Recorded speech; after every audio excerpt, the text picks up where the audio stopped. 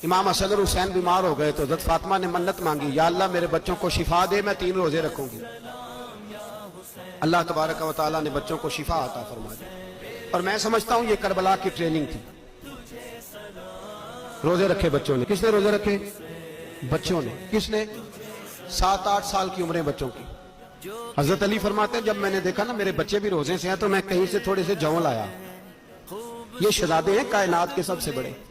फरमाते मैंने बीबी पाक को दिए तो सैयदा पाक ने जौ पीसे रोटियां पकाई, और जब ऐन इफ्तारी के वक्त खाना सामने आया तो दरवाजे पे भिखारी आया।